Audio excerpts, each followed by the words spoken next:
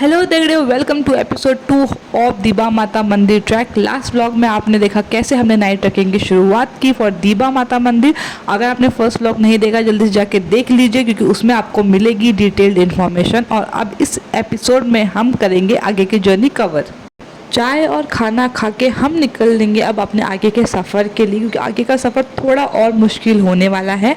चढ़ाई और ज़्यादा स्टिफ होने वाली है। अब तकरीबन 1.5 से 2 घंटे का ही रास्ता है जो अभी हमें कवर करना है। उसके बाद हम समिट तक, दीबा माता मंदिर तक पहुंच जाएंगे। अब हम अगर बिना रुके सीधे ही ट्रैकिंग करते हैं तो अराउंड 2 बजे तक हम मंदिर पहुंच जाते। लेकिन हमने डिसाइड किया कि हम ऊपर मंदिर तक ना जाके नीचे ही कोई स्पेस ढूंढेंगे और वहाँ आराम करेंगे। पहले हमने सोचा कि हम सीधे मंदिर जाएंगे और वहाँ पे रेस्ट करेंगे, लेकिन क्योंकि इतनी भीड़ थी हमें शायद ही मंदिर में जाके रेस्ट करने की जगह मिलती, इसलिए हम सब ने प्लान किया कि इसके बाद एक तप्पड़ आने वाला है जहाँ पे टीन शेड है, वहाँ पे हम जाके रेस्ट करेंगे। क्योंकि सबकी कमर में दर्द हो रहा था, सबके पास काफ़ी सामान था और रेस्ट करना भी ज़रूरी था।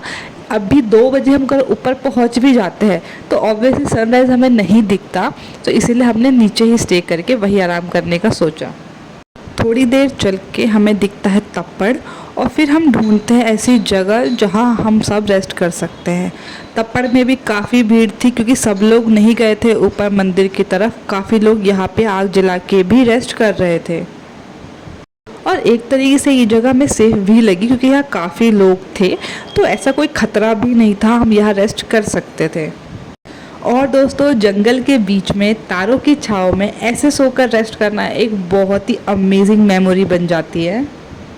अब जनरली क्या होता है दोस्तों, जो ट्रैकिंग पे जाते हैं वो कैंप लेके जाते हैं, कैंप लगाते हैं, वहाँ रेस्ट करते हैं। अब हमारे पास तो कोई कैंप था नहीं क्योंकि हम रेगुलरली ट्रैकिंग नहीं करते हैं, तो हम बनाने वाले थे ज़मीन को अपना गद्दा, अपने बैग्स को अपना तकिया और करने वाले थे आराम। कुछ लोग ऐसे होते हैं जिन्हें नींद आती है तो वो कहीं भी सो जाते हैं। मेरे केस में तो ऐसा नहीं है, मुझे तो कहीं पे भी ऐसे नींद नहीं आती है। आप देखते हो काफ़ी भीड़ है टीन शेड के नीचे, जैसे तैसे हम जगह ढूंढते हैं और जैसे ही हम नीचे लेटते हैं, आप ये देखिए तारों का इतना सुंदर व्यू। 1 से 1.5 घंटा हमने आराम किया, उसके बाद हम निकल पड़े अपने आगे की जर्नी के लिए। और यहाँ से ओनली 30 मिनट्स का ही ट्रैक बचा था और हम मंदिर पहुँच जाते। अराउंड 3-3:30 बजे हम निकल चुके थे आगे के ट्रैक के लिए। और हम नहीं चाहते थे कि हम मॉर्निंग का सनराइज़ बिल्कुल भी मिस करें, तो हम चाहते थे कि हम जल्दी जल्दी आगे बढ़े, बट नहीं जा पा रहे थे क्योंकि जैसे मैंने आपको बताया काफ़ी भीड़ थी। बच्चे और बुज़ुर्ग भी आए हुए थे इस ट्रैक पे और उनकी स्पीड हमसे थोड़ी स्लो थी, तो हमें उनके अकॉर्डिंग ही आगे बढ़ना पड़ रहा था।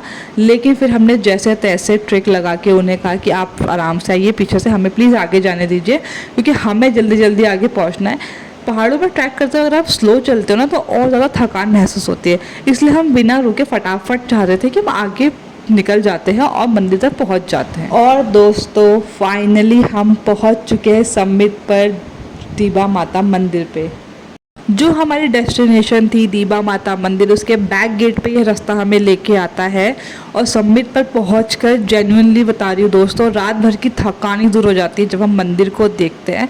अब बस सुबह का इंतज़ार है, सुबह के उस खूबसूरत सनराइज़ का इंतज़ार है जिसके लिए हम इतनी दूर आए हैं, माता के दर्शन करने सुबह उठ के। तो अभी के लिए तो हम थोड़ा रेस्ट और करेंगे क्योंकि अभी हमारा कोई भी काम नहीं है, या तो नेटवर्क भी नहीं आते कि हम फ़ोन चलाएं। तो हमने डिसाइड किया कि सुबह दर्शन होते हैं, इसे रात भर तो थोड़ी देर और रेस्ट कर लिया जाए जब तक सनराइज़ नहीं होता है।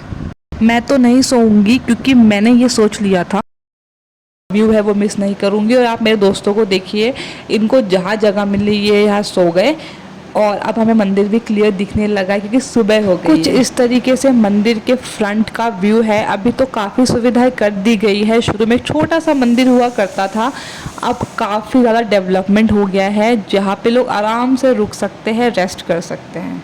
मैं बस इसी का ही वेट कर रही थी कि कब बादलों से हल्की सी रोशनी मुझे दिखती और फाइनली देख के दोस्तों सनराइज़ होने वाला। दोस्तों ये देखिए सूरज की पहली रोशनी, जैसे ही सूरज निकलता है सब कुछ सुंदर और चमकदार हो जाता है। ये सफ़र और ये सनराइज़ हमें ये याद दिलाता है कि हर अंधेरे के बाद एक रोशन सुबह ज़रूर होती है। इस सनराइज़ को देख के मैं मंत्रमुग्ध हो गई थी। दगड़ियों, लोगों को रंग बदलते तो आपने ज़रूर देखा होगा। आज आप सूरज देवता को रंग बदलते हुए देखेंगे। मैं आपको दिखाऊंगी प्रॉपर सनराइज। सूरज देवता जो हमें रोशनी, ऊर्जा और जीवन प्रदान करते हैं, उनकी इस महिमा का एहसास हमें वहाँ हो रहा था। अब आप भी सनराइज का मज़ा लीजिए।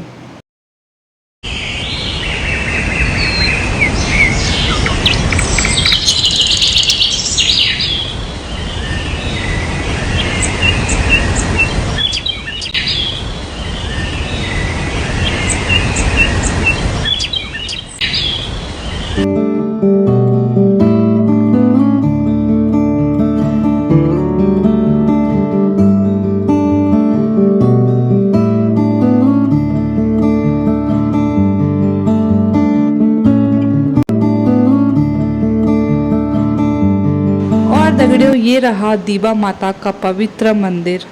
कमेंट में जय दीबा माता ज़रूर लिखिएगा। हम रात भर से ट्रैकिंग कर रहे हैं, सुबह का इतना सुंदर सनराइज़ देखा और अब हम माता के दर्शन कर रहे हैं। बहुत ही शांति महसूस हो रही है। और दीबा माता जो है वो मेरी इष्ट कुल देवी भी है, तो मैं बहुत ही ज़्यादा खुश हूँ कि मैं माता के दर्शन करने इतने सालों बाद आ पाई हूँ। और सच बताऊँ तो सूरज देवता की किरणों के साथ ये मंदिर और भी खूबसूरत हो चुका है और भी चमक चुका है। मंदिर के इस पवित्र माहौल में हम सब ने पूजा की, प्रसाद चढ़ाया और जो हमारे परिवार ने हमें भेंट दी थी माता को चढ़ाने के लिए वो चढ़ाई। और ये जो जगह है ये एक आध्यात्मिक शक्ति और शांति का अनुभव दिलाती है। रात भर की मेहनत के बाद यहाँ पहुँचकर मन को जो सुकून मिलता है वो बहुत ही अनमोल है। मैं सच में अपने आप को बहुत ही खुशनसीब मानती हूँ कि मेरा जन्म देवभूमि उत्तराखंड में हुआ है, जहाँ की हवा में और हर कण कण में सिर्फ और सिर्फ देवताओं का वास है। माता रानी के दर्शन करने के बाद अब हम जा रहे हैं भैरव जी के दर्शन करने, क्योंकि उनके दर्शन के बिना तो ये यात्रा सफल ही नहीं हो सकती है। सामने जो आप मंदिर देख रहे हैं ना, वो भैरव जी का मंदिर है और काफ़ी खूबसूरत रास्ते से होते हुए हम उस मंदिर तक पहुँचते हैं। आप लोग भी भैरव जी के दर्शन कर लीजिए। हमने पूजा की, भेंट चढ़ाई। अब इतनी मेहनत करके हम इतने ऊपर पहुँचे थे इस व्यू को देखने के लिए, तो ऐसे कैसे बिना वीडियोस और बिना फ़ोटोज़ के आ जाते हैं। तो हमने एक ढेर सारी सुंदर सुंदर जो है फ़ोटोज़ और वीडियोस बनाई। सब लोग अपने लिए मेमोरीज़ क्रिएट कर रहे हैं। इन फ़ोटोज़ को जब हम कुछ सालों बाद देखेंगे तो ये जितनी भी हमारी जर्नी थी वो हमें रिकॉल होगी और हमें याद आएगा कि हमने कितना इन्जॉय किया था इस पूरी जर्नी में। दर्शन कर लिए थे हमने, उसके बाद हम माता रानी से विदा लेके नीचे को उतरते हैं। अराउंड 7 बजे के करीब सब लोग जा चुके थे। हमने वेट किया कि सब चले जाएंगे तभी हम नीचे उतरेंगे, ताकि हमें उतरते वक्त ज़्यादा इशू ना हो। और हम चाहते थे कि हम टाइम से निकल जाए ताकि हम टाइम से घर भी पहुँचे, क्योंकि जैसे जैसे टाइम बढ़ेगा धूप भी बढ़ती जाएगी और वो हमारे लिए दिक्कत कर सकती थी। अब रात में तो मैं आपको नहीं दिखा सकी कि जंगल का क्या व्यू था, लेकिन अब देखिए अब सुबह हो गई है तो आप देख सकते हैं कि हम किन रास्तों से होते हुए रात को ऊपर चढ़े थे। कितने डिफ़िकल्ट रास्ते और कितने खूबसूरत थे वो अब आपको देखने मिलेगा। चारों तरफ सुनसान जंगल है, बड़े बड़े पत्थर है। सच कहूँ दगड़ियों तो ये ट्रैकिंग एक यादगार अनुभव रहा। रात के जंगल का सफ़र, सुबह का सनराइज़, माता के दर्शन, एक होलसम जर्नी थी ये हमारी। भले ही मैं पहले कई बार यहाँ आ चुकी हूँ, लेकिन हर बार एक नया एक्सपीरियंस होता है, एक नई मेमोरी हमारे साथ होती है। और मैं आप सभी से ये कहना चाहती हूँ कि कभी कभी मुश्किलों के बाद ही सुख का आनंद मिलता है। तो मुश्किलें कितनी भी आए, बस ऐसे ही आगे बढ़ते रहिए।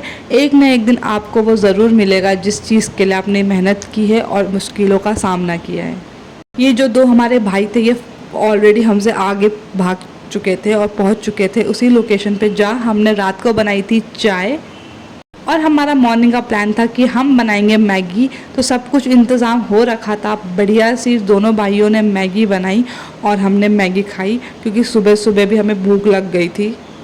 पहाड़ों वाली मैगी वाला व्लॉग भी मेरे चैनल पे आपको मिल जाएगा, अगर नहीं रहेगा जल्दी से जाके देखिए और अपने लाइक्स और कमेंट कीजिए। और हमारी पहाड़ी वाली मैगी इज़ रेडी गाइस।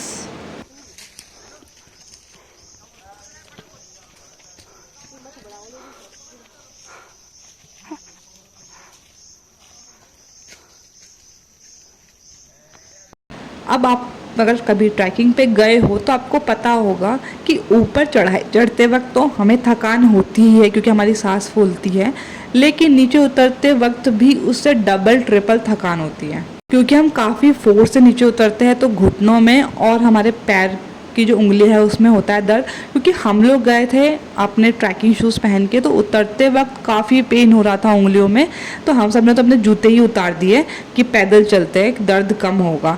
लेकिन इतने पत्थर और कांटे थे कि वो भी मुश्किल हो रहा था। और जैसे कि आप ये देख रहे, रास्ते ईजी नहीं थे दोस्तों, इतने बड़े बड़े पेड़ थे और इन्हीं पेड़ों के नीचे से ऊपर से निकल निकल के हम लोग जो है जा रहे थे क्योंकि और कोई ऑप्शन भी नहीं था। और जो हमारे भाई थे वो ऑलरेडी नीचे भाग चुके थे क्योंकि रात को तो हमारे साथ थे, बिकॉज दे नो कि सेफ़ नहीं है, पर दिन में उन्हें पता था कि जैसे तैसे नीचे पहुंच ही जाएंगे, तो वो पहले ही भाग गए। हम आराम आराम से इंजॉय करते हुए, बातें करते हुए, गाने सुनते हुए नीचे उतर रहे थे। दोस्तों ये वीडियोस देख के आपको समझ आ रहा होगा कि रात को हमने कितनी डिफ़िकल्टीज़ का सामना किया है और हम पहुँचे हैं दिबा माता मंदिर तक।